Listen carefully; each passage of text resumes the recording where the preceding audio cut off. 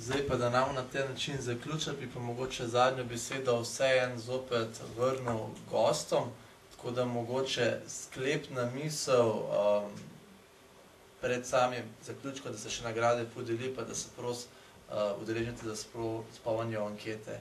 Kaj je tista stvar, ki bi jo sporočili mladim, podjetnim študentom?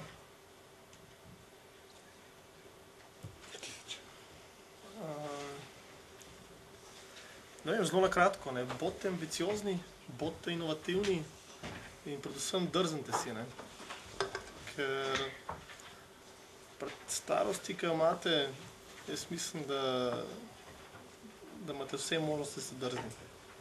In samo drzni bo uspel. Hvala.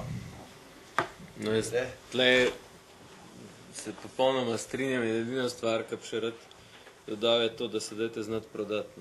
Ker mogoče sem danes malo preveč poudarjal to prodajo, ampak na vse zadnje vsi Larryja Ellisona poznate iz Oracla, že cel življenje prodaja stvari, ki nikoli ne delajo takrat, ko jih on prodaja. Pa mislim, da mu to slabo ne gre. Tako da morate se znati prodati, brez tega ne boste. Kristjan, še malo več. Ok, kaj pa ne bi jaz rekel?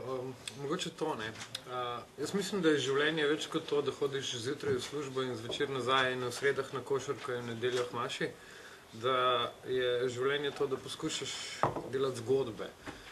In mogoče ti bo, ko delaš zgodbe, z eno takih zgodb uspelo pustiti neko prasko na zemljevidu zgodovine. In to, kar smo danes govorili, je v bistvu način, kako lahko narediš eno tako prasko.